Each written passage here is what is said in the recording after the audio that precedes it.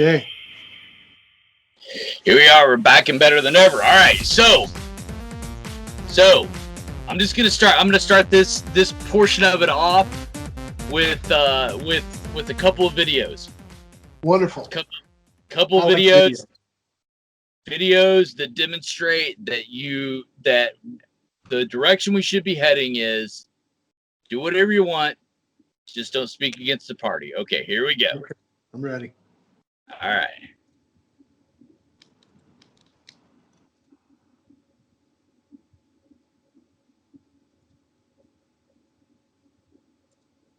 Here we go.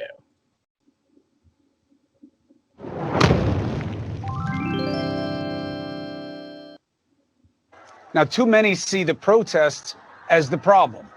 No, the problem is what forced your fellow citizens to take to the streets. Persistent and poisonous inequities and injustice.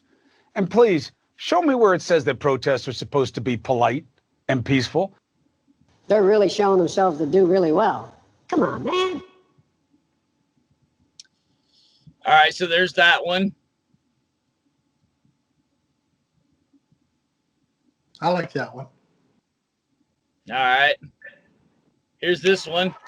I know there are protests still happening in major cities across the United States. I just not seeing the reporting on it that I had for the first few weeks. Oh, Joe Biden wouldn't let Hillary go as they met on What the the heck tarmac. is this? Do it once there. About Whoop, little extra there. Yeah. Let me Re-cue. back this puppy up a bit. Sorry, I had a little technical difficulty there. That I Right, had that's right. for the first few weeks. That's right. But they're not now- going to stop. They're not going to stop. And they're not, this is a movement. I'm telling you, they're Yep. not going to stop. And everyone beware, because they're not going to stop. They're not going to stop before Election Day in November, and they're not going to stop after Election Day. And that Correct. everyone should take note of that on both levels, that they're not going to let up, and they should not. And we should not. Senator, we have to take a quick break, but when we come back, we'll have more. All right, so there's that one, and then I just got one last one for you. If we can't protect the children, we can't protect anybody. If you On your see side. anybody from that cabinet, in a restaurant, in a department store, at a gasoline station, you get out and you create a crowd. And you push back on them. And you tell them they're not welcome.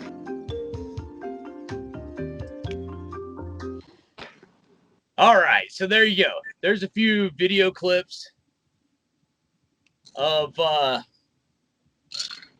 prominent Democrats, and so what's the difference between what's going on there and what is purportedly said about Trump, Cruz, Hawley, etc. The difference is you don't speak against the party. Obviously, Maxine Waters, Kamala Harris, Chris Cuomo are speaking for the party. That's allowed. You speak against the party, it's a different story. Right? That's the way it should be. That's the way it has to be. Unless we want another Trump, unless we want another repeat of the last decade from when Obama was elected, you've got to stop these people from speaking out against the party. That's the difference. That's what I'm seeing being communicated.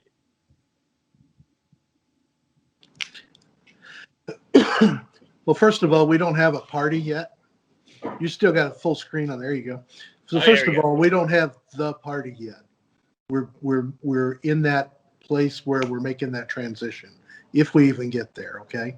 So Okay. I think we'll get there. But anyway, let's move on. So we don't have a party. We're in a place where, like I described in the first hour, is that everybody has that individualism. Everybody wants what they want. Everybody feels like they've been oppressed. Everybody's going to stand up in their tribe and tell everybody else what they think. People are pulling together within their tribes, but they're not pulling together as a society. Once we get the party, then we should all be pulling together as a society. And some of these inequities that the people are protesting about that you had in the clips are some of the things that we're supposed to be fixing with, and we may not fix them perfectly. Okay, everybody's not going to be satisfied. You know, is it $15 an hour or is it $15.01 an hour? You know, everybody's not going to be satisfied. But at least if everybody is playing by the same rules, then everybody can complain about the same one thing versus everybody being all over the place, and you end up with protests in different places around the country. Everybody's fighting all the, you know, it's great. It's easy for politicians when you're divided, but when you all stand up, when there's one thing that you can get behind, then it's difficult for them, right? And that's what I think Joe's come up with. He's talking about the healing the soul of America, right? You've heard that term from him, right? From his and You're talking about President Biden. Yep, healing Okay. the soul, and he wants to. I think it's not just healing the soul of America. He wants it to be, you know, and we had this big MAGA thing, Make America Great Again. Part of the thing about making America great again, everybody can say, well, what part was America great? And we can always point at any time in our history where we had things that weren't so great. But we can point back 40 years, 50 years ago, whenever, you know, you and I were kids, and our parents, the way they worked, the way they earned their money, our standard of life, all those things were much better than what they are right now. There's a lot of impediments and a lot of opportunity missed with the current generation and the last generation too, right? I think that that's where I think we need to do something about that. And I think that there's where Biden's at. That's healing the soul of our America. Right. Well, so again, what I think President Biden called for in his inaugural address was unity, in this sense, to say that this is where we're going, and you better get your mind around agreeing with that. What, you know, if you disagree with it right now, you better get your mind off those disagreements, and you better get your mind on agreeing with where we're going, because this is where we're going. That's right. He's a leader. He's a leader, and he's telling us where he's going. He's not just leading like, follow me, but we'll figure this out. He's got a plan. He shows you where he's going. He's published it, 97 pages. You know, this is what we want to do. This is how we want to do it. We're here for you, right? Well, right. And I think the message was clear, is if you disagree with where we're going, then you need to get your mind right, because otherwise you're skating dangerously close to being an insurrectionist. So I'm gonna flip it the other way on you. Okay. Take the 97 pages and tell me what you disagree with that is not right for our country. Take one individual item out of there and debate. And it's not for debating right now, but if you really look at it individual item by individual item, there's nothing you can really say no to. And if you look at it as a whole, it's wonderful for our country in that it will pull us out of the funk that we're in right now, right? I mean, that's the way I look at it. So, and I challenge my other friends outside of this. I challenge my friends.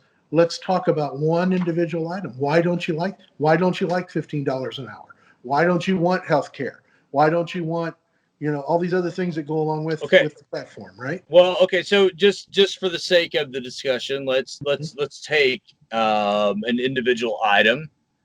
And the reason I would be hesitant to disagree with anything in there is because I've seen what happens to those who disagree with the party in other situations.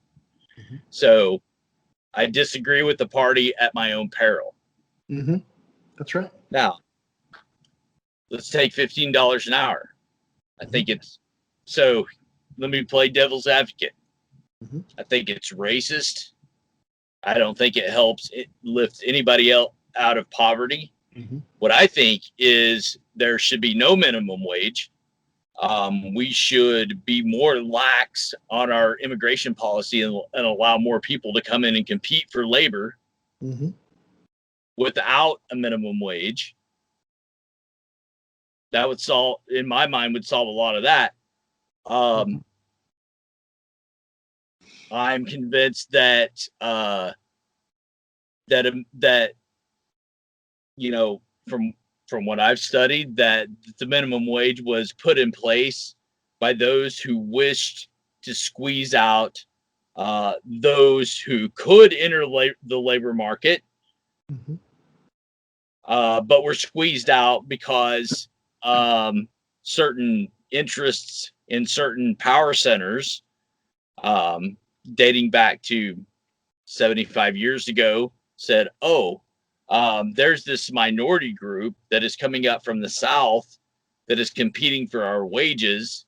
And therefore, what we need to do is put in place a minimum wage that will ensure that only our people get the jobs. Okay. That's my devil's advocate view. Mhm. To say that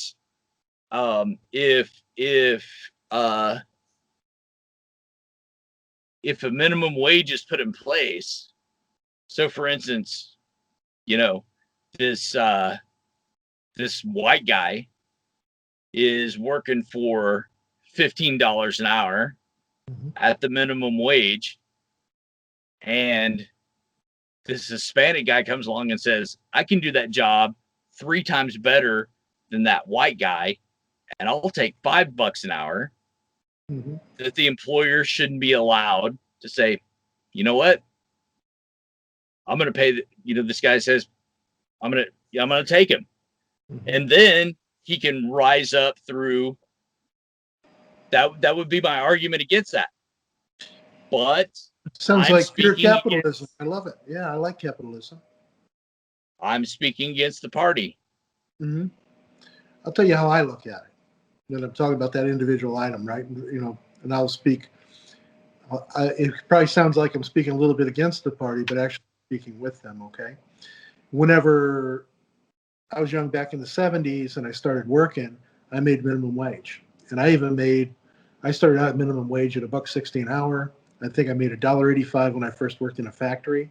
And it wasn't a lot of money, but believe it or not, I could pay for my car and my insurance and stuff. Just prices were different, right? And I think the minimum wage, the way FDR explained it, when it was incorporated, is more of a raising the floor, similar to the UBI, the Universal Basic Income. And I think that right Right, now, but go to a $15 an hour. I think that's what we've done is raise the floor in lieu of, because the Universal Basic Income is like people can't wrap their mind around that. It's a difficult one. But $15 an hour they can wrap their mind around, and a person can at least have a really cheap apartment, and they can get back and forth to work and eke out an existence on minimum wage at that point. So, right, and again, far be it from me to dispute the party line. yeah. Because we've seen what happens to people Hmm. when they dispute the party line. Case in point is Trump. Hmm. Don't dispute the party line. Right. We will make you pay. Hmm. Right. So you did the devil's advocate thing, and I don't think that's the way you feel, but you wanted to put that point out there because I No, understand where you're going. right. But Right. all All of right. humanity, So if and you and actually think about what's okay. going So all right. Let's put this whole thing above board. I am being coy. on. Hmm. I I think that what's going on here is because the clips I just played you. Hmm. So that whole thing about Cruz and Trump, and obviously I made that up. I Hmm. think you got that. Yeah. Those were the lines from Chris Cuomo, Kamala Harris, and Maxine Waters. Hmm. Okay. So, but if we ever caught a Republican uttering those lines, those would be insurrectionists Mhm. on their face. Why? Mhm. Because you don't contradict the party line. So whatever is true is what the party tells us is true. Mhm. Now, so you want to go line by line with the Democrat platform? You want to talk about $15 minimum wage? I think that's a horrible idea. And again, so we did a little test with Thomas Sowell, a black economist, said that is one of the major reasons why black people are in poverty today, is because of the minimum wage. No question about it. What the minimum wage is, what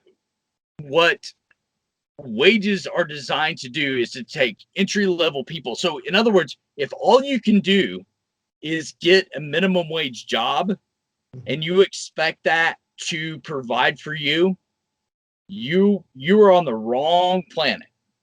Because all a minimum wage job is meant to do is to introduce you into the labor economy. So you're 14, 15, 16 years old. So take Amelia, my daughter. She works at Home Depot, so they pay a little more. But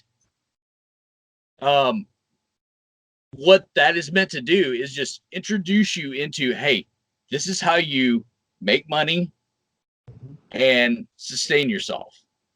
If you're expecting the minimum wage to sustain you in the American economy, pay your child support, your health care, Just basically the poverty line. We know what the poverty line is. right. There's independence and all that kind of stuff. But let's just say for the single person, and it just meets the poverty line. Why wouldn't everybody to make at least enough to be out of the poverty line, above the poverty line? Because you take a guy like Thomas Sowell, and I would encourage you, and in fact, emphatically, just you got to look at Thomas Sowell's story. Mm-hmm. That's what he came from. All he wanted was, hey, pay me 25 cents an hour. I don't care. I just want an opportunity to step into the labor market and prove that I can make you money as an employee. That's all he wanted. Didn't care about minimum wage, nothing. Just give me a chance. And here's the thing.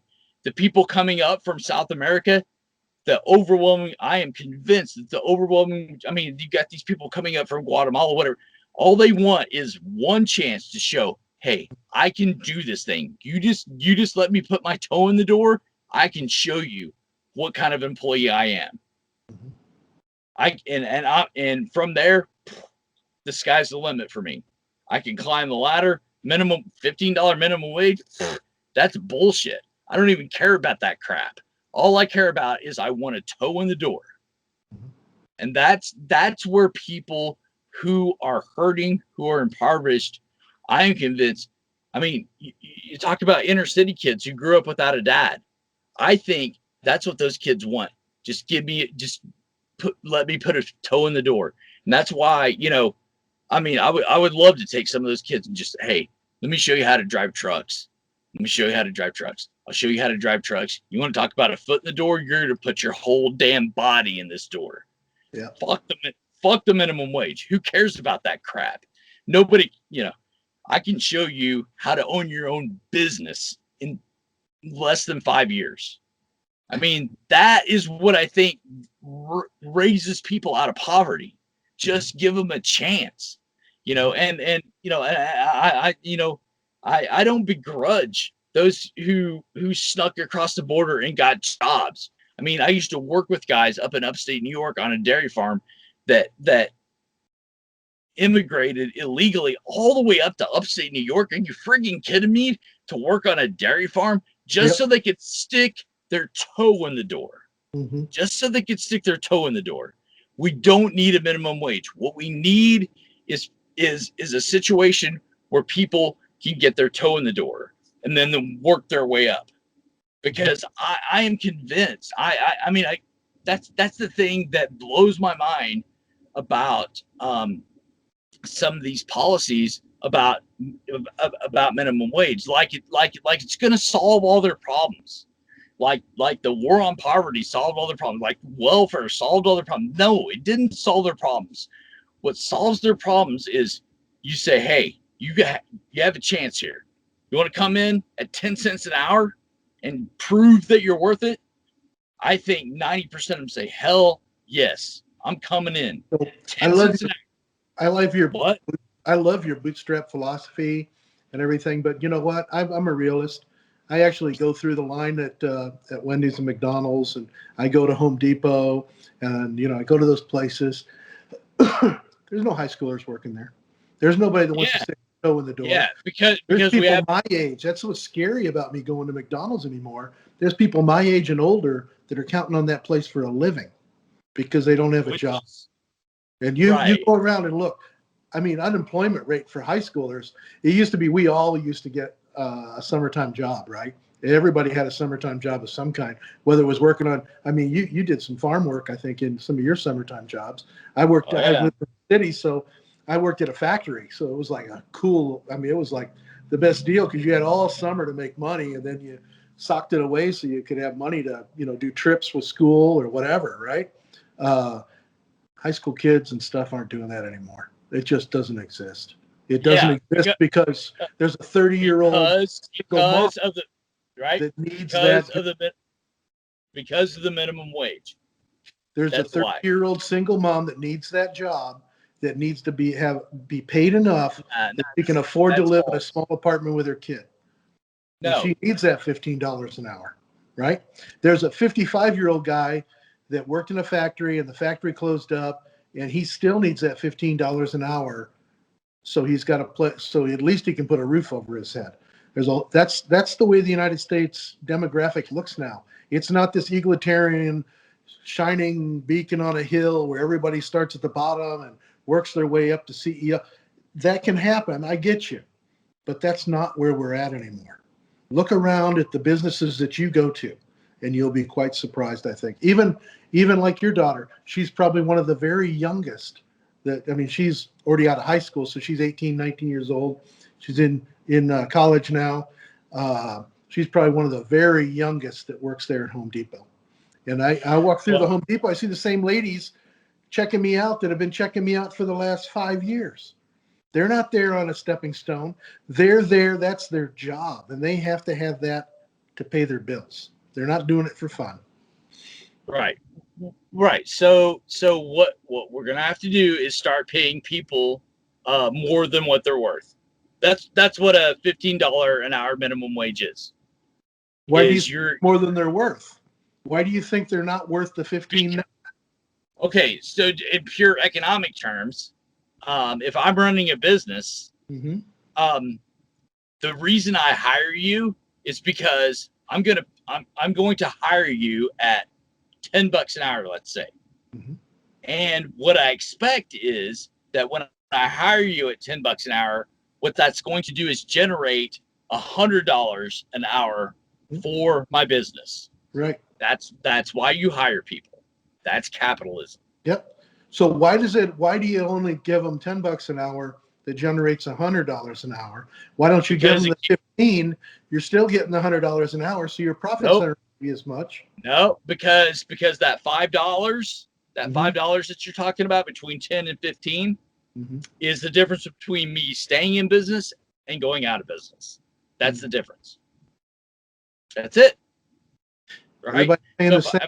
Like I said, when you have the rules and everybody plays by the same rules, and everybody knows what it's going to cost to have somebody there for a labor job. And I'm not meaning just physical labor, but a labor job, whether they're cashier, hostess, whether they're picking things or putting things away in a mall. It doesn't matter. All those jobs that we think shouldn't be compensated for actually should be compensated for, because that's a part of the dignity of working, is that you make enough in your time that you shouldn't have to work 2 or 3 jobs to make enough for a little 1-bedroom apartment for. And that's Again, that's the ugly evil of capitalism. That's right. Because It is. if I'm running a business, right? Let's say it's a small business. Sure. If I'm going to hire somebody, I better get at least a good tenfold return on that investment, and just so I can stay in business. Just tell you, the profit margins aren't as big as what you think they are because I work in business, right? But anyway, Right. Right. So the Not a profit tenfold margins or are anything like that. profit margins are like this, right? Well, Like they're pretty razor thin depending on where you're at, right?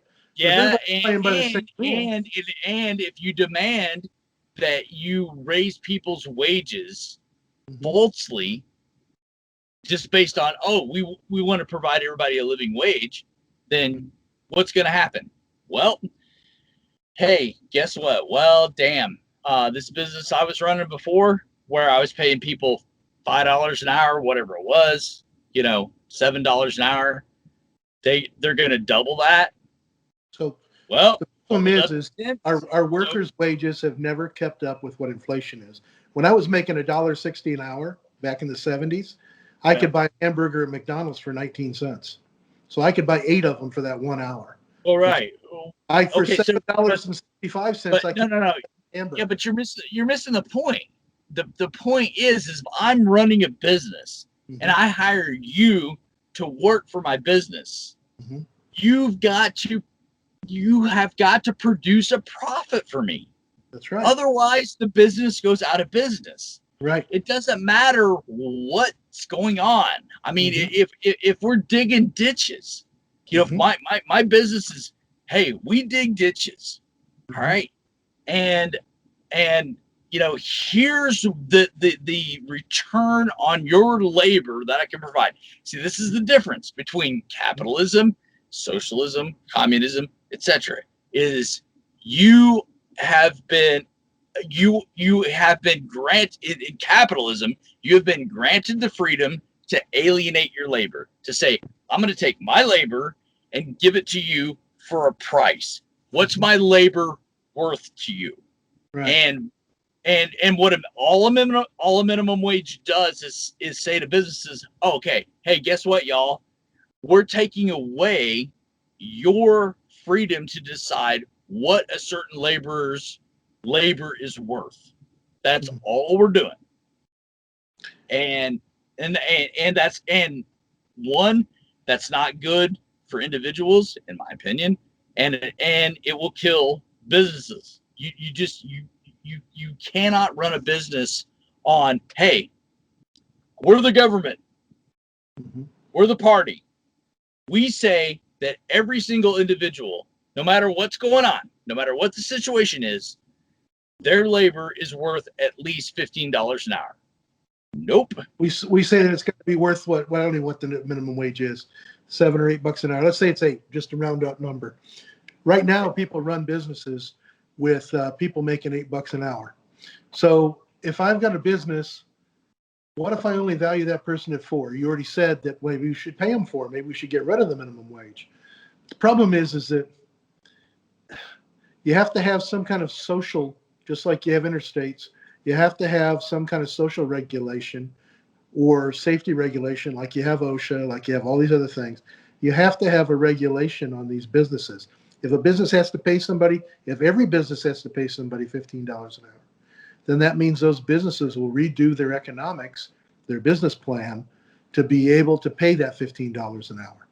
And they'll pass it to the consumer right, sure. or other business, whoever their consumer is.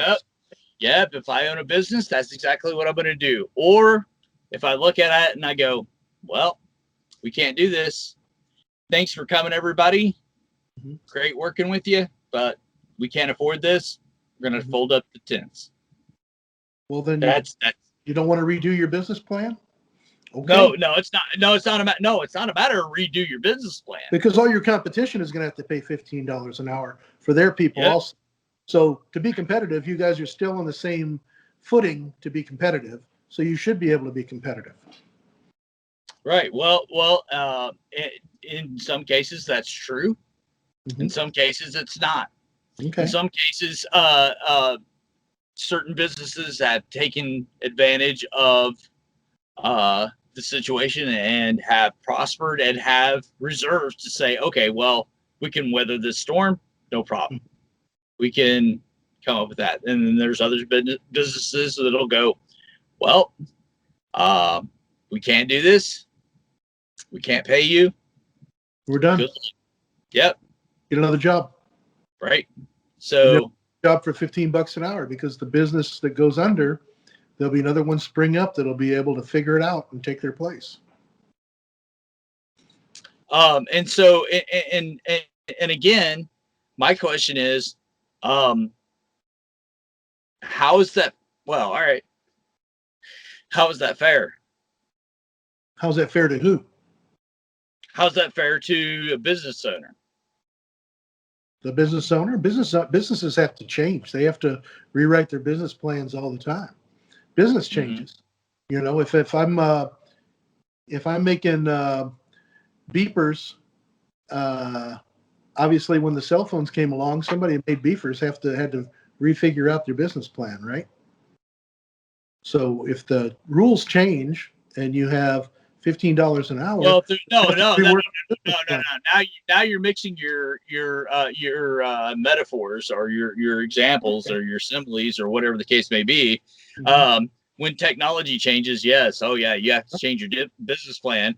But when the government comes in and says, okay, everybody, $15 an hour minimum. So what happens whenever it goes up 30 cents? 50. Well, who cares? Let's just only say 15. No, Let's say let's just a penny. A penny. Right? Then what happens? So my friends down the street who are running the taqueria, who are barely making a profit, they're out of there. Especially with COVID, they're probably just making up. Yeah, I got a lot of friends like that too. Come in, $15 an hour. You're like, yeah, we're done. We're done for the day. Thanks, guys. We'll go get on the bread lines along with everybody else. They'll figure something out. They'll have another job. They'll have another business. They'll do something else. Right. Yeah. When you have an entrepreneur that's doing something, even if entrepreneurs don't give up. That's the one thing. But I don't want them to have to go do something else. Everybody's going to be raised at the time. You're basically what you're talking about is crushing small business, so a $15 an hour minimum wage is going to do two things and two things only. Period. End of story. Crush small business and deny entry into entry level jobs. That's all it's going to do. And you know who that's going to hurt? Minorities. There are no entry level jobs anymore. Nope, because the minimum wage. Right now there aren't. I mean, if you want to go out there, I work in engineering. You want to go out there and try to find an engineering job that's an entry level job? I'm talking about going to be a burger flipper at McDonald's. The burger flippers but they're not an entry level job. I mean, there could be if you're going to end up owning a McDonald's, but very few people end up doing that. Burger flipping, as you define it, is just a task that somebody does in the interim, trying to learn a life skill, basically, right? Yeah. That's the way you look at it, right? But that was great in the 50s, 60s, and 70s. It's not true today, especially with what they pay. The factory workers used to make more than minimum wage. They made quite a bit more than minimum wage. Especially maintenance, things like that. But they don't anymore. Because the people that hired them, you talk about factory workers, because the people that hired them, look it. You would be a fool to pay your workers less than what they're worth. That would be foolish, right? Because they'll go somewhere else. 100%. Yeah, I know that firsthand as a truck driver, because I'm like, okay, you're not going to pay me what I'm worth. You're not going to treat me the way I should be treated. I can go find another job tomorrow. Right. Easy. Okay. Very simple. Very. Burger flipping isn't like that. No. Well, it's kind of, you can go tomorrow, you're still going to make the same. So. Yeah. But the thing of it is if you become a hot shot burger flipper and you're starting to pour this stuff out, then, the owner of the franchise is going to go, somebody should, And if they don't, then you go, hey, you know what? Nobody's recognizing my talent around here. I'm going to move on to the next thing. Yep. So, okay, we'll agree to disagree in the respect that there shouldn't be a minimum wage because of capitalism. But I'm going to say that just like the ACA was a stepping stone to universal health care, I'm going to say that the $15 an hour wage is a stepping stone to the UBI. Okay, so so getting back to the point of that we were talking about before, you don't dispute the party line. They want $15 an hour, great. Give them We $15. want, yep. Dispute that at your own peril, because we've already seen a president impeached twice because he dared to dispute the party line, right? What do you mean? What did he dispute the party line about? Well, the way he saw the election was it was rigged. It was unfair. That was his opinion. No, that was made up. He knew he was making that up. Oh, you do? He knew he was making that up. He made it up from 2015. He said that in 2016 it was going to be rigged. And from the day he came down that escalator, he said all these elections are rigged. He made it up. He made it up as one of his talking points so he could continue keeping his base swirled into a swarm, right? It was all a made up story. State all lies. Right. And so state your case. You have to prove that. You can't just assert that. No, it's real easy to prove it because every one of the states has their own election system, and each one of them have a complex double check, triple check system that makes sure the votes are counted. Right. Right. Well, yeah, but no. So, but the thing is that he questioned that. I see. Okay. Yeah. He didn't question it. What he did was he just stated it was wrong, that it was already broken. Right. He already said it. And what he did was, this is the beauty of it. If he, and this happens a lot, if he kept saying something, then people would believe it, right? Well, That's why he would immediately attack somebody so let's flip it the other way. Every time somebody came against him, he came out strong against them on Twitter immediately, right? Think about how many people he buried on Twitter. Yeah. Yeah. And Because and think about how many people have been buried by. I mean, again, sure, Jeff. Honestly, it's disturbing to me that I'm driving around my state that the FBI has billboards up asking me to inform on my neighbors. That's surprising. You know, I was seeing some things about that, about neighbors informing, but you know who's really informing on people? Their own families, because they know that family member is in a funk, man, with the way they're thinking. It's actually mental illness, if you want to talk about it. Yep, you don't speak against. You don't speak against the party. Okay, we don't speak against the party. You don't speak, and that's what I'm saying. Is if the Dems want to go down this path, and again, I hope my little ruse here with Trump and Cruz and that, you know, that thing I read to you before. Yep. Was it, you know, the point being that if Trump and Cruz and Hawley said that, that's insurrection. Right. If Chris Cuomo, Kamala Harris, and Maxine Waters say those things, that's perfectly fine. No problem. Why?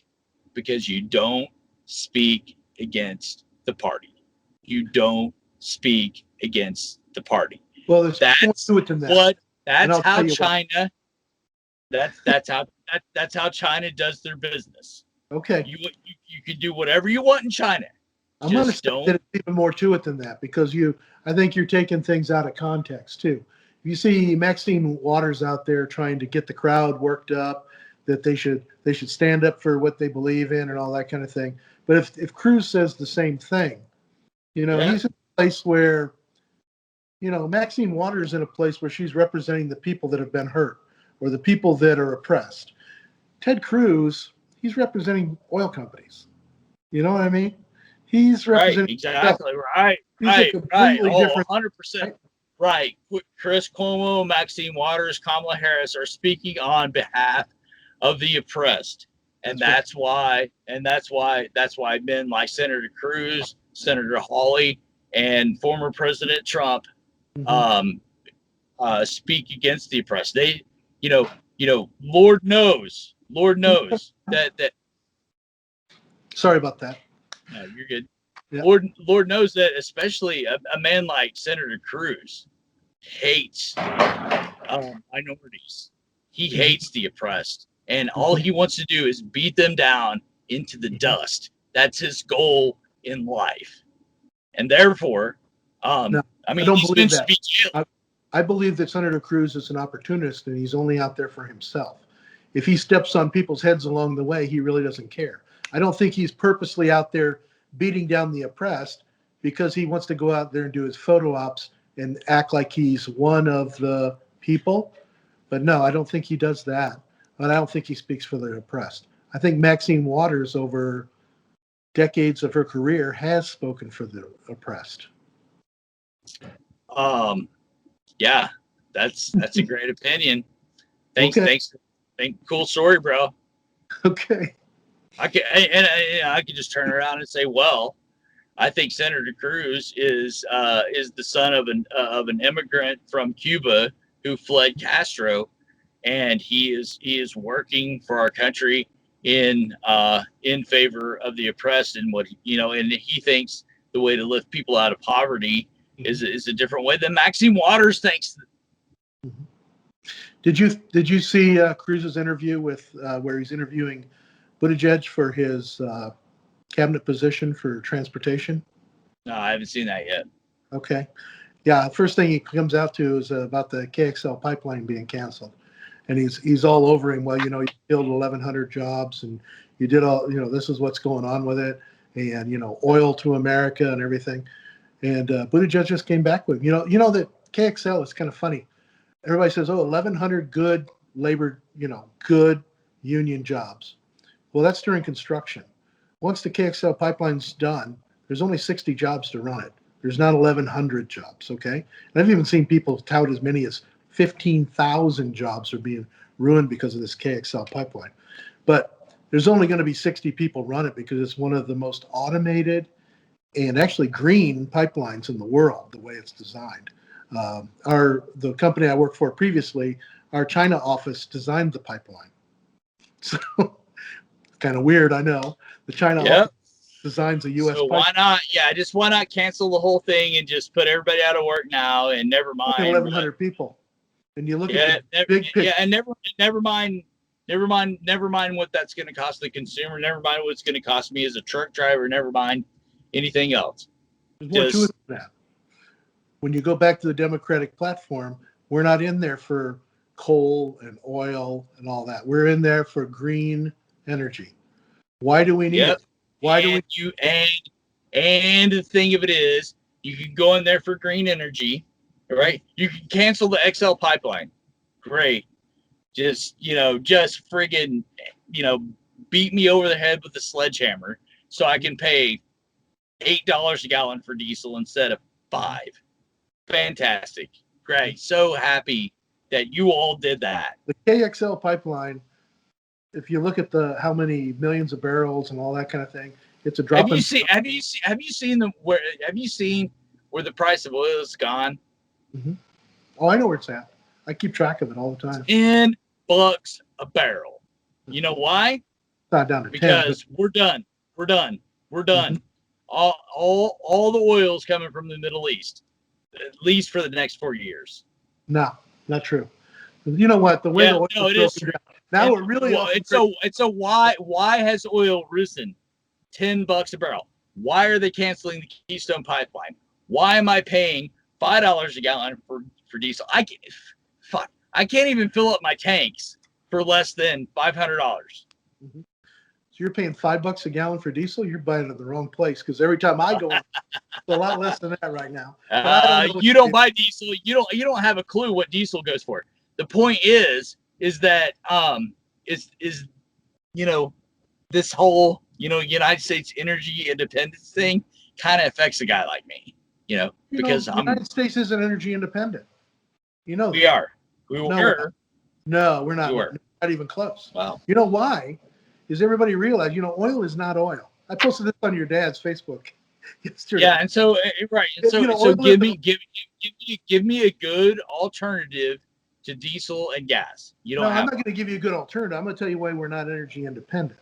Give me a second, okay? Oil is not oil, all right? Our refineries don't just refine American crude, the different grades of American crude, and come up with our products. They need to have Saudi Arabian light. They need to have some heavy oil from someplace else, because those feedstocks have to be the right feedstocks that the refineries design. So we're a net exporter, which means we sell more outside of the U.S. than we buy. So right now we're buying about 9% Saudi. So that means we're selling more than that 9% someplace else in the world. So we're not energy independent. If we closed the borders, we would be shutting down some of our refineries because we wouldn't have the proper feedstock. So remember that we're still in a global oil environment. All right, that's what's important to remember. I'm not. Well, I don't know if it's important, but the point being, the pipeline from Canada. I mean, even Justin Trudeau was like, "We're very disappointed in this." I know. I'm disappointed myself too, because I've got a lot of friends up there. I worked in the Canadian oil sands for 5 years, so I'd love to go back to Canada and work for 5 years if it opened up. Why? They had a couple of projects. What is it with this XL pipeline? This seems to be like, to me, this is a political football. Okay. Mhm. Republican, XL pipeline. Mhm. Democrat, no XL pipeline. Mhm. It's like, and So it's even worse in Canada if you look at the politics up there, because they don't want to put the pipelines in. So they don't have, all the refineries are in the east of Canada, and all the oil is in the west of Canada. So they got to get it one side to the other, right? Or they need to get it to Tidewater. Well, the problem with most of the oils being produced in Alberta is you have one obstacle to get to the Pacific Ocean, the Rocky Mountains. How do you get it over the Rockies? So, and you have to go through all kinds of native Canadian lands and everything else. It's just been a nightmare for decades to get that done. But the best thing about the XL pipeline is it's going to push the other pipelines in Canada and make them more energy independent, and push them to actually put the pipeline. yeah, but that's not what Trudeau's Biden probably in on it. Trudeau's probably in on it. You know what they did, right? Is they had a private company that was putting together the pipeline, had all the investment. I think it was about $9 billion, something like that. And the government came in and said, you know what? I know you guys are taking a big risk here. We'll just go ahead and buy you out. So now the Canadian government owns the interest in the KXL pipeline. It's not even part of, it's not an investor thing anymore. So all the investors got paid, everybody's happy, and the Canadian government's on the hook for it now. So if it goes to, otherwise there'd be a whole bunch of craziness going on within. You talk about capitalism. The capitalists all got paid. Now it's the government on hook for those billions of dollars. All right, so here's the deal. All right, so You gotta look at here's both what sides of the border. here, What the politics. listen. I've taken all this in. Here's what I think. The government sucks, just across the board.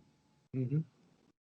I want more power put toward us as individuals. Mm-hmm. I don't like authoritarian top-down government. And okay. Yeah. Okay. So, and case in point is the XL pipeline. Mm-hmm. That is a political maneuver by Biden. Mm-hmm. It's not a political move by Biden. It was a political mover by Obama. if they really want to take it out, Trump should have done something besides an executive order. It was so easy Okay. for just to wipe that out. and go Yep, back to- 100%. Oh my God! I mean, Mhm. how many amendments do we have? We need a 30th amendment, whatever it is. No more executive orders. Executive Okay. orders are done Yeah. Let's do real legislation. because I'm with you. 100% right. Because that's what happens, right? Mhm. Obama comes in, executive or whatever. Start Yep. from Reagan. Executive order this. Mhm. Clinton Yep. comes in, executive order that. Right. Bush comes in, executive order this. Obama comes in, executive order that. Right. Trump comes in, executive order that. That's right. Biden comes in, executive order that. It's bullshit. That is not governance. That is not, just because Biden came in and signed a bunch of, he was, as feeble as his hand may be, Mhm. signed a bunch of documents. That's not promises made, promises kept. That's bullshit. You have got to forward your See my post, promises made, promises kept, because he did. 100%. The cool thing about it is he already had all of his executive orders written before Inauguration Day. No doubt about He it. didn't have to wait for anything. No, all he had to do was He had a sign it. relief plan written before Inauguration Day that he could hand to the Congress. As soon as he became president, the first day, he did 100 days worth of work, to be honest with you. He already had it all done. Yeah. And then Right. 3 And- days of and doing that's- executive orders. That's And wonderful. that's where I, that's where I'm like, this is all bullshit. This is all political. Mhm. Okay. I shove all those people into that category. Mhm. And I'm discouraged. I'm discouraged because I am increasingly convinced that those at the highest levels aren't interested in representing us, you and me, just Mhm. regular guys. They're interested in holding on to their power, and that's Right. both sides of the aisle. Mm. And I don't like that. That makes me mad. That makes me want to get more guns. Mhm. That makes me all that stuff. Mhm. I'm So about to tell you, I've always felt the same way as you until very recently. And the reason is because I've been writing letters to my senators and congressmen about some specific things about my area. And I Yeah. was so surprised. I mean, like I was shocked. I was like, whenever I got an email back from Rob Portman, right, and Sherrod Brown, and they addressed it to me, and it wasn't a form letter. Now, I don't know if he wrote it himself. He probably had one of his minions do it. I don't care. But at least I got a response back. And I got a very detailed response back about what was going on. And in one case, what would not go on because they disagreed with, and why they disagreed with what I was asking, Mhm. So I know those representatives. It's something that I think that your dad does. I think that he contacts his representatives too. And and me I- too, guilty as charged. Yeah. good for you. And I had never done that before until recently, right? So, and I'm gonna say recently in the last 6 months or so. I've always just kind of been a voyeur and, whatever happens, I Yeah. can scream, but it's gonna happen anyway kind of guy. But I was really surprised. And I mean, not just one or two. I've done this 20 times and got good All response. right. Well, okay. I'll make your give you voice- that. I mean, yeah. I mean, I will grant you that maybe I'm too cynical about what's going on. Mhm. I just don't think that we're headed in a healthy direction where we've got the party and you don't cross the party. Mhm. That's why I brought up, that ruse Right. about Cruz and Trump and blah, blah, blah. And then showed you, Right. because I think that's all theater and that, that we, the people, still have a strong voice in this. I think we do. And that, okay, so right, we got this two-party system. Mhm. It's not It's not perfect. We're not going to get everything anybody wants. And again, I've told you, hey, let's make a deal. You want to make a deal on something? Let's make a deal. I love I'll give you. Okay, 100%. I am so sick of. If you want me to tell you what is truly nauseating about our whole political system is that nobody's willing to compromise. Right. It's like, for God's sakes, please, President Biden, hey, let's make a deal. Yeah. Well, I think that's going on right now in the Senate, right? With McConnell still with his fingernails hanging on to any power he may have. Right. But the thing of it is, Jeff, is the moves the Democrats have made, especially with the second impeachment. I mean, that was disgusting. That was disgusting. Yep, it was. I agree. Because what that signals is that we're going to bury you guys. It's not enough we just beat you in an election. We're going to bury you and make sure that guy that we hated for 4 years and brought up all these charges on that were completely unfounded, we're going to make sure he can never run for public office again. And in fact, it would be best if he was just arrested and thrown into jail, along with Senator Cruz and Senator Hawley, who have defied the party line. So I agree with you. I don't think they should have impeached him. I think they should have let him walk out a week later or a week and a half later, whatever it was, and then let him go do his thing. But I have a different reason for that. My reason is because I want him to splinter the Republican Party, so there's not a two-party system anymore. It's a three-party, and the two parties don't make up enough to overcome the first party. So fair. Okay, fair enough. I would do it. I want debate, and again, this is why this is one of the reasons why I'm a Senator Cruz guy, and call me a sycophant or whatever you want, but I just like you're with Bernie. I am absolutely convinced that Bernie cares about us. That's right. He does. That's why I love him. Yeah. Okay, 100%. I think he's got the wrong solutions. I think a guy like Senator Cruz cares about us. You think he's got the wrong solutions? Okay. I think he really cares about us, but I know he has the wrong solutions. Okay. All right. And I know that Bernie has the wrong solutions. Yeah. Okay. But that's the thing. That's what makes America great. Is that okay? You've got Bernie. He thinks this is the solution, and I'm saying, all right, nope. I don't think Bernie has a solution. I think Senator Cruz has a solution. So let's debate it out. Let's debate it out. Yeah. Let's let Bernie.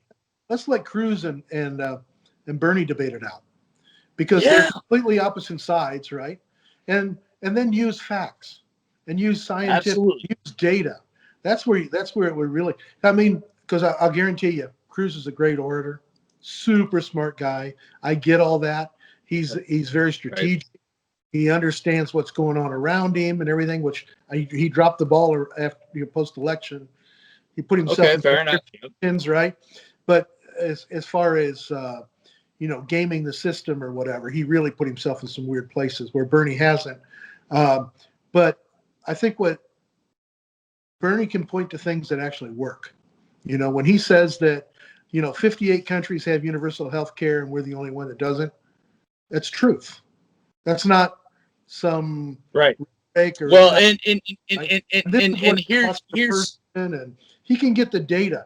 For us to be the richest country in the world and know that these other things happen in the world and then not take advantage of them, and it actually being cheaper and more more economical. Yeah, well, outcomes, okay, so and we don't but there are countervailing arguments against that idea. How's that?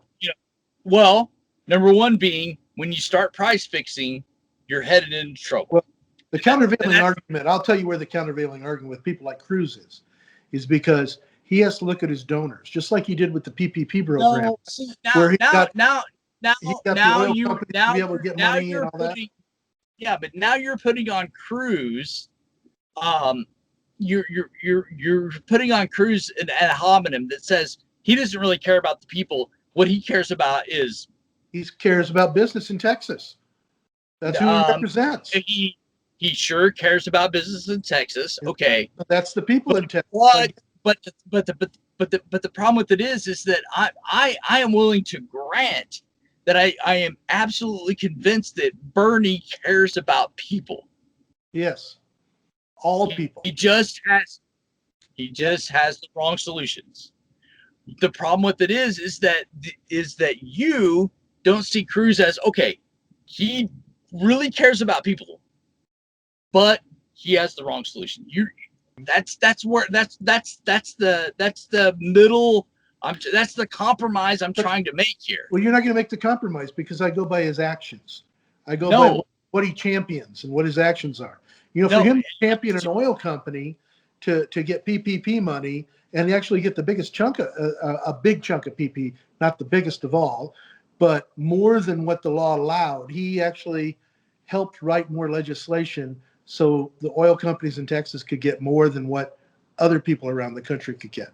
All right. It was written strictly for oil companies, and he championed it within the PPP, the original PPP. Okay. And then now for him to go, on this rampage about the KXL, it's all about oil. It's all about the people who donate to his. And so that's the impasse we find ourselves in. Yeah. Is that you're sitting there saying your side cares about people, Yeah. your side cares about, helping us as citizens, and my side could care less about that. Mr. All we Cruz care about. looking for donations for his next campaign, and he's looking Right, for big exactly. donations. Bernie, I don't know if he's going to run next time. He's not going to run for president again, I don't think, because he's getting too old for that. But he's not worried about his campaign funding because all he'd have to do is send out a couple of tweets, and we're all going to give him $23. Right. And over again. And therein lies the problem. Yeah. Is that you are convinced that somebody like Bernie and your side is pure as the driven snow? No, he's not pure. My side, He's close, but he's not pure. Come on now. And my guy, Senator Cruz, I know. Even a guy like Trump. Poor immigrant guy that graduated from Harvard and his wife's from Goldman Sachs, and just a poor immigrant kid that made the best out of, whatever he had. And I get all that. I've heard the Cruz story. I've read about it and everything. He's a great guy. He represents Texas very well. I get that. But you know what? I sent money to Beto. I didn't send it to Cruz, okay? Yeah. Whenever of they were course, running against of each other. course. And I'll do the same again. Right. Whoever's running again. Right. So the idea is, the problem is that where we're sitting right now, Mhm. and I know that this is not where you and I are. Otherwise, we wouldn't be doing this. Mhm. You don't think I'm evil, No, absolutely not. and I love Senator Cruz. 100% supporter of him. You might be delusional, but not evil. But go ahead. Whatever. Yeah. Okay. And I might say the same thing about you. You might, Bernie, you might be delusional, You might but be. you're not evil. Okay. That's the problem with what's going on in American politics right now. Right. And I think if you pay careful attention, just like, I set up that whole charade about, hey, when if Trump and Senator Cruz and Josh Hawley said these things, you Right. say that's insurrection. Right. But if Chris Cuomo, Kamala Harris, and Maxine Waters says the exact same thing, Mhm. okay. It's funny because That's I went and Googled that because you gave me a warning that we were going to talk about a hot mic issue. So I went and Googled all the hot mic stuff from all three of those, and I couldn't find anything that was Oh. recent. And I was just like, well, he's but gonna and again, blindside me. I know he's going to. my intent was not to deceive. It really wasn't. It was to make the point that Yep. that and this is one thing that I'm hoping from our podcast. God, I wish people would listen to it, because I think people would be helped by it. To say that we need to stop looking at each other as the enemy. Right? You're you're not my enemy. No. I'm not your enemy. No. We want what's best for this country. Mm-hmm. But unfortunately, it seems like that's the dichotomy that's being set up. Is that you know these people that voted for Trump or whatever are they're the enemy. These people, you can't talk to them. It's not like some people way out here. You say us people because you voted for Trump. Yeah, exactly. No, right. And I'm a Trumper. Right. I mean, put that label. I still love you. It's okay. Right. Yeah, exactly. But Everyone makes I'm mistakes. But the thing of it is that I believe that Trump was the best thing for the country. Mm-hmm. I believe that Senator Cruz's ideas are way better than Bernie Sanders' ideas for the country. Okay, we could have that debate without us being enemies. And that's what I fear is that what's being set up here is a situation where you and I are going to be, at the end of the day, you and I are going to end up pointing a gun at each other. Never. Never. No. Yeah. I would hope not. No, but I get what you're saying. And I think we've gone through, and I think there was a bit of this before even Trump took over.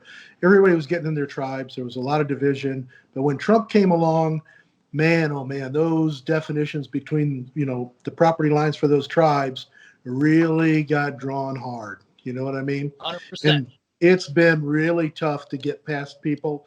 I mean, you can't go through the grocery store line and have politics talking with your friends or anything because somebody's going to jump on you from the other side of the line. It's just like, 100%. What do you mean? Right. People walking around with their Trump hats with their sidearms while they're going to but right. Like, come on, guys. Right. And the thing of it is that, here's what I wish Biden would have said in his inaugural. Look, the country's divided. Mm-hmm. And the reason we're divided, there's plenty of blame to go around on both sides. Sure. And what we need to do is figure out how we can come together in a true sense of unity. Not where we're going to suppress your voice or anybody else's voice, but there's plenty of blame to go around on all sides. Right. If Biden makes that move, and I wish he would have done it in the inaugural because he talked about unity, democracy. Okay, fine, but the way I listened to that, I was like, okay, you're talking about unity. Great. We need to stop hating each other. Right. I mean, yeah, and that's we got to be Americans, not those people and us people. It's it's got to be Americans. I get that. Okay? Right, exactly. And so when in his last couple of news conferences, he hasn't really done. He's done I don't want to call it a news conference because he's not taking questions for these, but like when he signs his executive orders, he's been doing a little thing about what the executive order is about. He's been talking about the division that's been going on. There's a lot of those things built into that. I think he's going the direction that you're talking about. Well, and that's the thing. That's really what I hope is that, he will allow our republic to continue. Right. Because I mean, the Dems are really in a position to just end this whole thing. Yep, they are. In the filibuster, couple states, maybe pack the courts, whatever. Yeah, and I don't think you need to pack the courts, because judges are supposed to be judges. They're supposed to do their job. And if they don't do their job, then maybe we get rid of them. There's ways to do that with your people. Well, but judges are still, even though I don't agree with certain judges, I would still think that they would do the right thing, because even judges that didn't agree with abortion still didn't vote against it back when they had to, right? Because they knew it was, Well, okay, so the yeah, uh, what again? I mean, the Sorry, I didn't situation. say a word because that gets us down a whole nother trail. So No, let's just leave that. Let's just bracket that off. yeah, Uh, that but was but the Dems really do have, again, just like, well, again with Obama. They have a golden opportunity to they just do. And I think bury opposition. I blame Obama for not being strong enough with this, and we'll find out. I think before next week what's going to happen, because if they don't get this Yeah, but stuff lined up with McConnell, do and you okay, but do you see the danger in burying? I mean, they're going to bury me. no, they're not. They will.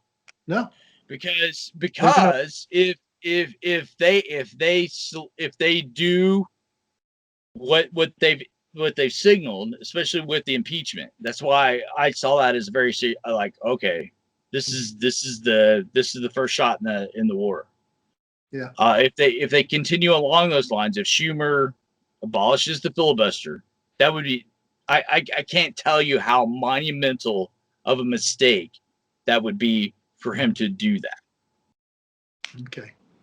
And then he follows that up with securing Democrat power in perpetuity. Mm-hmm.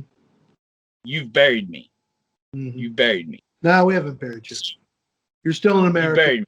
And you know what? The rules will continue to get better for you. Like I said, everybody's got to play by the same rules.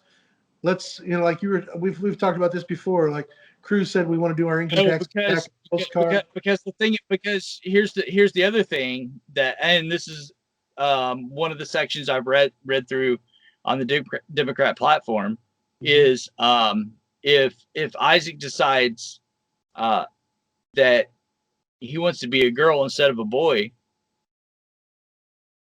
and I say, nope, you're a boy, then part of the Democrat platform is to say I'm an unfit parent, and that's when you're gonna meet me at the door with a shotgun.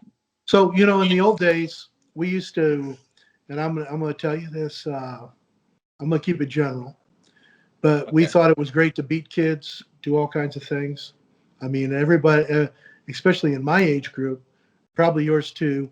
People got swats, they got beltings, and all that kind of stuff. And we don't do that with our kids anymore. In fact, that's one thing that with my boys, I kind of took pride in, is not getting into all that. All right. And you can anyway, what I'm getting at is that kids are going to make up their mind to do certain things that you're never going to agree with. But you know what? Once kids get to a certain age, you don't have to agree with it because they're going to be on their own. You're still going to have to accept them for who they are. And so Jeff, I'm not talking about that. What I'm talking about is, and again, these are anecdotal cases. It's not acceptable to belt your kids anymore, right? Not acceptable to take a switch and start chasing them around the yard anymore. It's not acceptable anymore. They can call the cops on you, right? So I get the idea of what you're saying is, I know you don't believe, or you have your own beliefs, but if he came out and said something that you didn't believe in, it's still his right. And I'm not saying you have to support it. Okay, his parent, it's still his right to not have you take his right. Yeah, he's still rights. He's still a human being, right? Child or not, he's still a human being. So let's say that Isaac. Fine line. I mean, you're getting some crazy stuff going on here. No, well, okay. Isaac decides he wants to be a girl, a woman. Yeah. And I oppose that. Yeah. And he calls CPS and says, my mother and father are opposing my decision to become a woman. Okay. CPS comes and takes him. CPS doesn't come and take him for that. Well, if you do something, if you physically hurting At or this something like point, that. Nah. well, but look at some of the court cases going on even here in America and especially in Canada. Yeah. Kid, you know what? I think this is such a out there on the fringe of what's going on. It Almost is, a but non-starter, right? right, but that this is what I fear about anybody getting into a situation where there is absolute rule. Again, Lord Acton, power corrupts, and absolute power corrupts Well, absolutely. let's don't do it. Let's take the LGBTQ out of it, and let's just say that he decides that he's going to shoplift, Hmm. and you say no, you can't. So he calls up, or he goes and shoplifts. They take him away. Well, that's a bad one. Let's think of something else that he wants to do that you'd be opposed to. I mean, it could be anything that he wants to do that you're opposed to. He wants to play sports, right? Or I don't know how you guys feel about dancing. Lutherans dance. We You know, dance, yeah. dance is okay. Well, some people don't. You know, I mean, eating pork's okay for you guys. I mean, you guys do pretty much anything. It's just the LGBTQ thing that you're not. Oh, you got to put a Pretty plus. much, yeah, because yeah. LGBTQ plus. There you go. Anyway, let's say you put him on a diet because you think he's getting a little too heavy, and he calls and says, "Hey, my dad's starving me." And you would equate that to me saying to him that no, I'm son, giving you another you're not a example. I got to make it broader because I think that your example is very finite and minute, right? I think your example is very small. I don't think there's tons of kids out there saying that I'm a boy or a girl. Although I have one grandchild that has decided that they want to be the opposite sex. I'm okay with that. The girls are really going for this, but anyway, go ahead. Yeah, no, I do. I have one grandchild has decided they want to be the opposite sex. Okay, has asked me to use the proper pronouns, the they pronouns. I'm okay with that. You know what? Still give them a hug. And let's put me in your shoes Mhm. as the granddad, and I would say I'm not okay with that. I think this is unhealthy for you. Mhm. I love you. You're my granddaughter, and Mhm. I don't think this is a good move for you. Mhm. What should the government step in and take that child from underneath your care and your decision making? Well, first of all, they aren't under my care, so it's not Well, for me. But I think it's. But you look at me. I've been around that child all its life, so it was a surprise at first, but then it wasn't a surprise, but I still accept them for who they are. well, sure. I don't really care. I mean, there's. I mean, right. So you're talking about parental affection and parental care. I mean, there's no. Yeah, absolutely. I mean, if Isaac came to me and said, "Dad, I'm a girl and I want to be a girl," Mhm. and that sort of thing, okay. Mhm. I would say, "No, son, you're a boy." Okay. I'm going to buy And boy clothes. You're going to do all those kind of things. whatever. I'm going to, I want to wear girl clothes. You don't have to buy into it. You don't have to buy him girl clothes, but you buy him Right. whatever he gets. But you still have to provide. Right. And so, It okay. doesn't mean you're not Fair going to enough. love him anymore. You're still going to give him every day, right? Right. Huh? Fair enough. And you're going to make sure he's at school. But and the only thing I'm not going to do is allow him to go to a doctor that is going to suppress his they can't maturity. do that stuff until they're of age to do it. I mean, you're not going to get a doctor getting hormone therapy. But okay, fair enough. So I'm just going to tell you that because my question is, should the government be able to come in and say, I'm abusing Isaac because I won't allow him to go into hormone therapy? Well, you won't allow him to have a piercing in his ear either, right? You won't Well, allow no, I think I tattoo. think that's no. I'm we're talking about Well, wait a completely. second. It's a process. I get you. I get that it's different, right? But Uh, you could well, say and that let's you're say pressing let's him say let's because say let's say so let's say that Isaac wants to get his ear pierced, right. and I say no. Should the government be able to intervene and say, "Oh, you have no right to tell that child that he can't have his ear pierced"? No, I think that's okay. And I think that if you say, I'm not going to supply hormone treatment for you, I think that's okay. I think that when you turn 18, you can make your own way. You can do whatever you want. Once they're emancipated from your home, they can do anything. They can actually live at your home, turn 18, and go do anything they want at that point. You know, that's really, Okay. because they're adults Right. at that, they make their own decisions. And you can make that decision to not allow them to live there anymore because you don't agree with their lifestyle. I mean, that's just the way that works. But when they're children, Right. you make choices for them. That's all there is to it. But Agreed. you have to provide parental care, right? It's not that you would hold up that, I'm not going to feed you or clothe you anymore because you've made this decision. Now, I'm not saying you would do that, or I'm not going to give Right. you a hug on the way to school every morning because you've got this weird decision. That's a whole different animal, right? Because Right. you still have to care for them, right? You have this one little thing that you're worried about that I think is so minute. And even if Isaac come up with something like that, you just have to wait it out. What's he, 14 now? So you got to wait it out till he's Yep. 18. 4 more years. 4 years is nothing, man. You can do handstands that long. I mean, 4 years, he's going to complain about it just like every other teenager complains about everything else they can't do. I can't get my Letterman jacket. Oh, geez, Dad, why I haven't got my car yet? I'm 15 and a half already. Oh, okay, I can't get a sex change yet. Oh, all right. No, not going to do it, right? Yeah. Okay. But At 18, but they can do but anything they want to do, right? okay, fair enough.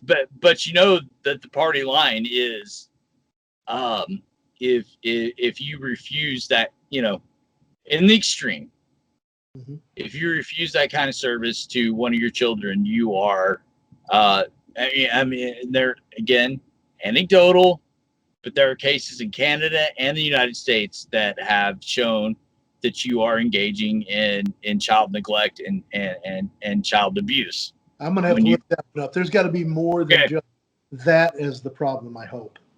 Okay? But the point being, Because I look at it this way. I mean, okay, you're not happy with what's going on with yourself. Okay, I want to be a girl. I want to be a boy. I want to be whatever.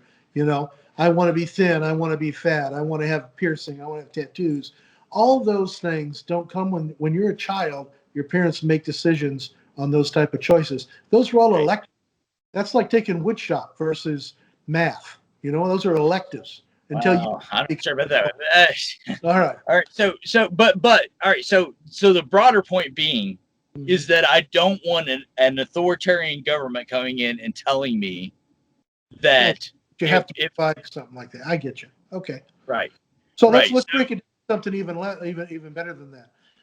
What do you think about government and Planned Parenthood supplying contraceptives to minors without their parents' consent? I would completely disagree with that, Why? because at the end of the day, if somebody is supplying something, whatever is supplied to my children, I know every single aspect of what is being supplied to my children. Sure. And if I disagree with it, it gets turned off. Okay. I mean, I'm talking about like they get hand cleaner at school, maybe even rubber gloves when they're handling things, or they have to go through stuff, wear a mask. There's all kinds of things they may get supplied. What's the difference between that and a prophylactic? The difference between those things and them having Piece sex. of rubber. I didn't say having sex. I didn't say anything about them using the prophylactic. I'm saying that they have it. But you're using all those other things. All those Maybe. other things. Maybe. All no, hand sanitizers, masks have a direct Mhm. purpose. They didn't until a year ago, but all right. But before that, I'm just using those as examples. They could have given them gloves a year ago, and you would have said, "Don't give them the gloves," right?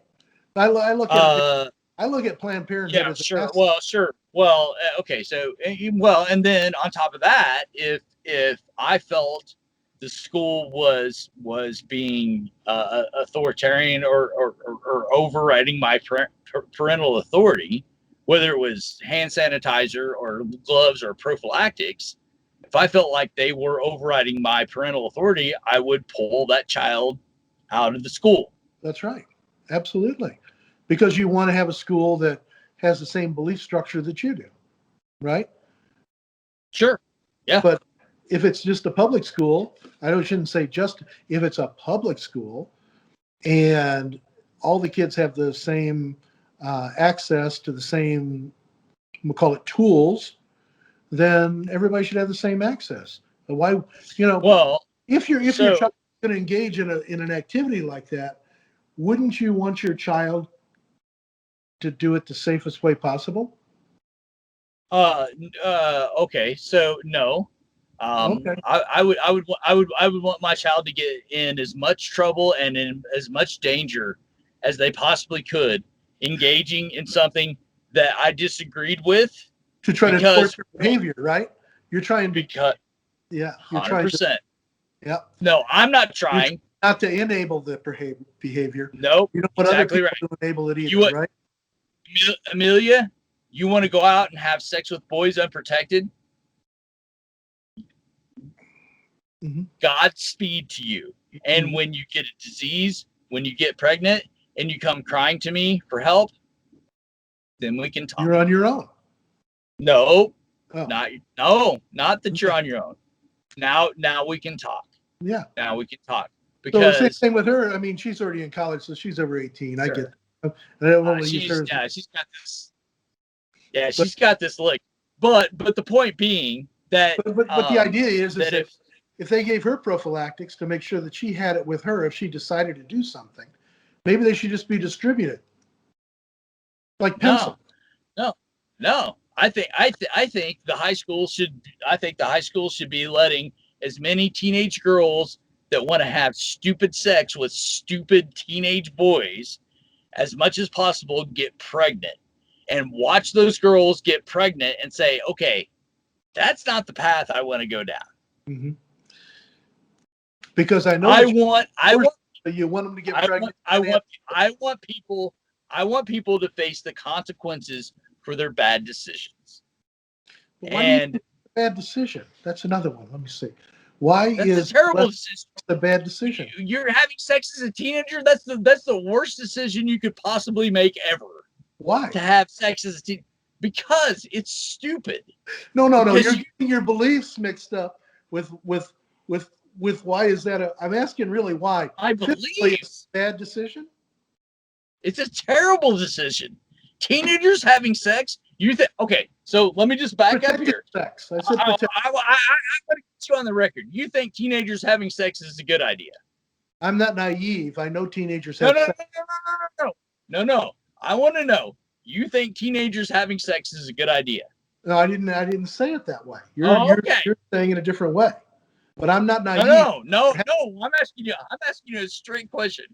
Teenagers having sex, good idea, bad idea? I'm not saying it's a good idea, but that's okay because it's going to happen. Okay, it's gonna happen, but it's Do still I promote stupid. it? No. It's still They completely promote it dumb themselves. and I don't need to promote asinine it. for teenagers to be having sex before they're married. Okay. It's stupid. When It's you were a dumb. teenager, did you know any other teenagers that had Oh sex? my gosh! Of Sure you did. course, I had sex when I was a teenager. Well, there It you was go. dumb. It was stupid. It was some of the worst decisions I've I ever didn't want made to in put my you on the life. spot, okay? I wasn't putting you on the spot, man. Okay, so but that's my point. Teenage children having sex is dumb. It's stupid. They should not be having sex. Okay. No, they should not. Well, And so you want to talk about But it's the gonna happen. it's going to happen, that? isn't it? Isn't it It's going gonna to happen? happen. I agree. Okay. I so still- wouldn't you want I to agree. give them the tools to protect I themselves? think we can both agree that it's dumb. It's stupid. I'm not going to judge them. All I'm going to say is, don't you think that they should have the tools to protect themselves? Because I'm not judging you. I'm not judging me, right? I'm not judging them. No, I don't think they should have any tools to protect themselves.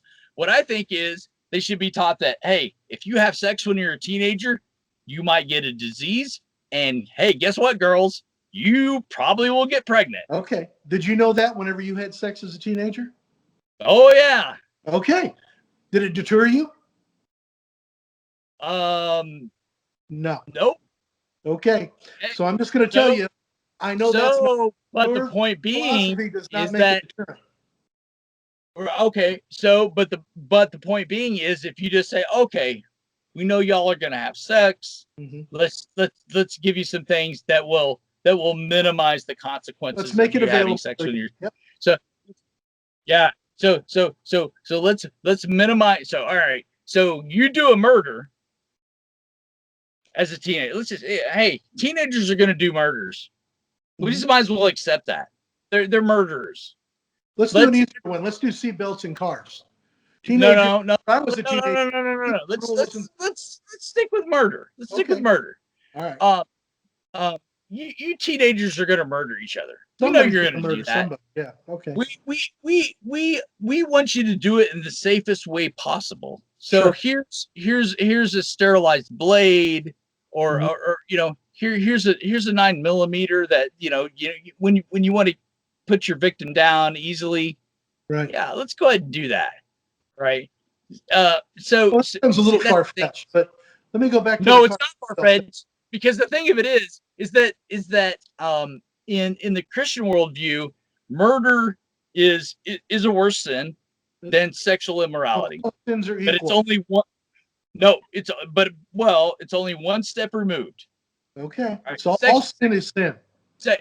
Sexual immorality will, in the Christian worldview, will destroy your life more readily than even murder will. Okay, Teenage so sex I is not sexual am not immorality. going to give teenagers the tools to commit a sin that will destroy their lives. This is not good for them. I'm not trying to deprive them of their fun. Well, no. I'm not doing anything else. All I'm saying is that sexual immorality is 1 degree removed from murder. We're not giving children, we're not equipping children to do murders in a safe way. Well, that's Why in should the we? Bible. That's not That is the Bible. that biblical part didn't go to our laws, although there is some laws about age groups and sex and all that kind of stuff, and assaults and everything else and rapes and but It seems to me like in the age of Me Too, you know what would be a great idea? Hey, keep it in your fucking pants unless you're married to the woman. Well, guess what? Period. You and I were both teenagers, and we lived in a different time. Whenever it was really ugly. It's not. That does not make it right. Does not make it right. You're right. And so here's the safest thing. If you want to survive in this world, guess what? Just have sex with your wife. That's it. Period. End of story. And guess what? You won't be brought up on charges. You won't be going to jail. You won't be Bill Cosby. You won't be any of these other things. Maybe. You never know. Maybe. Well, if you get falsely accused like Brett Kavanaugh was, yeah. Yeah. Or you could have your anyway. We'll go off on tangents here. So I was a teenager. I was a teenager when I got married the first time. I was 18. Okay. So that's fine. Okay. All right. So fine. So I would cut teenager off at 18, but all right. But at the same time, what again, bringing this back out to the 10,000 foot, 30,000 foot view. Yeah. What I don't want is an authoritarian government coming along and saying, Matt, Jen, this is how you're going to parent your children. Now, I don't think they're going to tell you how to parent your children. What they're going to do is tell you that you need to respect your child and take care of it, not how. I mean, the other reason is you live in a specific place in Indiana that you could put your children in a school that you wanted them to learn at. Okay, so hang on.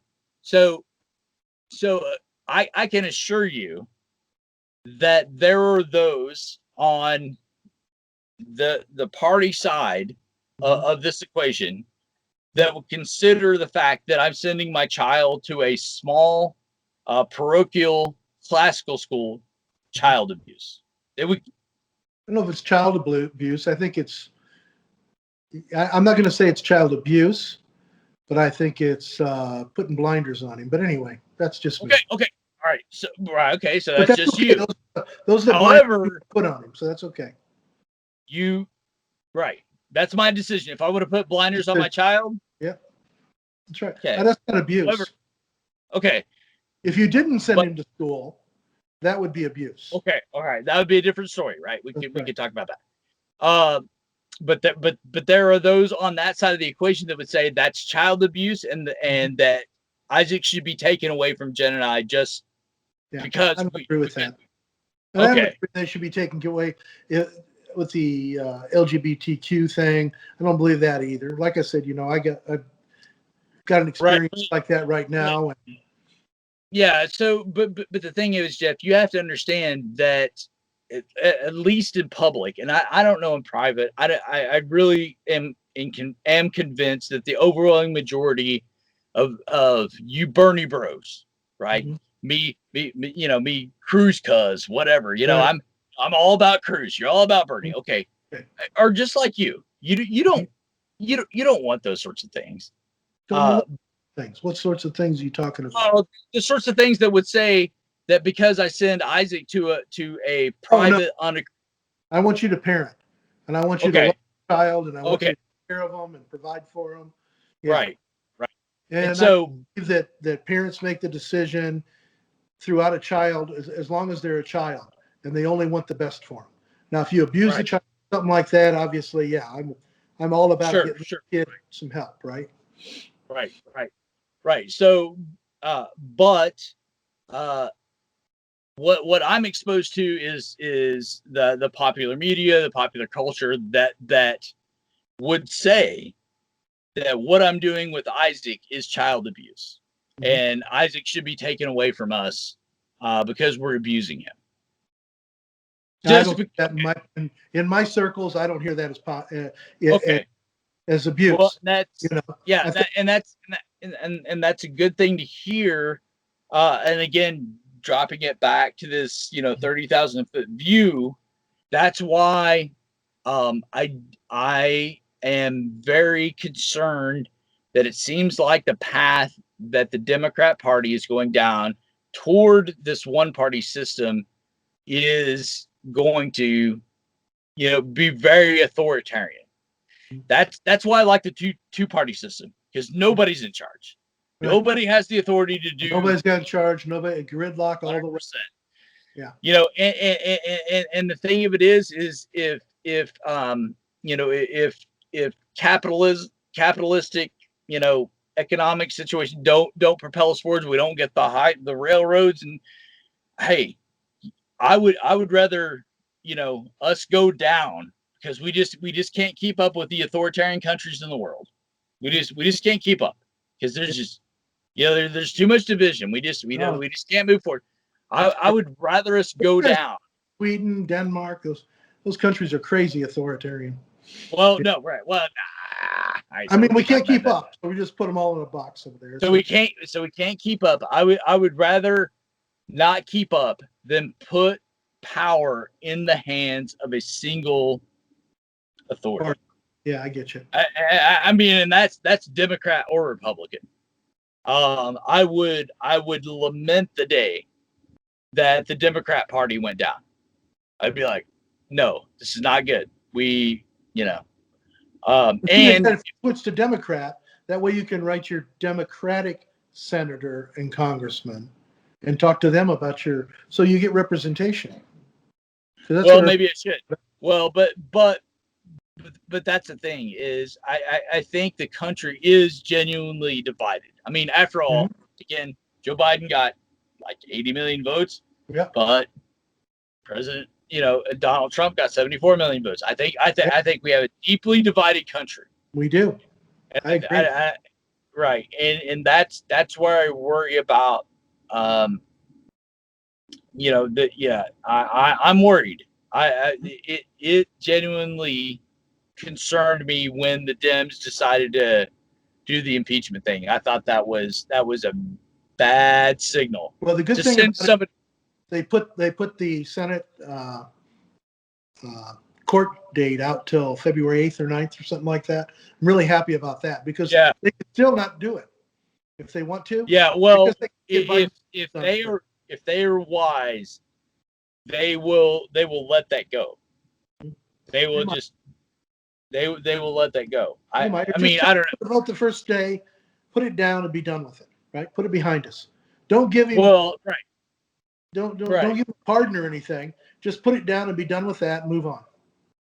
Yeah, Right. I'm okay with right. that. And okay, Get so rid of that that's political so that's so I think that's what's going to be fun about what we're going to do going forward is so I'm going to quote you on that. Okay. Bad idea to go ahead and prosecute the former president in the Senate because he's going to be convicted, no question about it. He would be if they went that route. I think there's another. Well, I think he would be. I don't know if he's going to be convicted because they got to have 60. I think he'd be convicted if they only need 55. But I think at 60, I don't think he's going to be convicted anyway. That's why I just go ahead and take it to a vote and put it down. Be done with it. And if it comes It up might be 55 to 45, okay. Even the majority lost. It's okay. Let's move on. We lick our wounds. He's gone. Yeah. But we don't get to vote on him not being a political presence. But that's okay too, because we want him to be a presence for the next decade, as long as he can live. Okay, right. Because we want him to splinter that part. Well, and I mean, you see where I'm going. Right. No, I see where you're going with it, but don't forget that generally speaking, the Republican Party is led by men like Senator Cruz, who aren't stupid. Yeah. They're going to figure out a way. They're going to figure out a way. They will. They absolutely will try. And if not that my predictions are worth crap because I haven't predicted jack squat this whole time. It's been pretty tough. Yeah. Right. The only thing I predicted was a Biden presidency. I got that right. You got that right. And you got right that they were going to lose seats in the House too. No, I thought. You said you were going to gain seats. Yeah. Gain seats in the House, and I thought the Senate would be 50. I thought you were going to get close to. I thought the Dems were going to get close to a super majority in the Senate. That's what I thought. Yeah. That's what it looked like to me. 2022, baby. Yeah. So, well, and that's the thing is just generally speaking, midterms go the way of the opposition party. Mm-hmm. They usually do. Yep. So good chance you're looking at a Republican House in 2022. Yeah. Real good chance. Right. Unless unless the Dems really do run the table, and I think that would be a major mistake.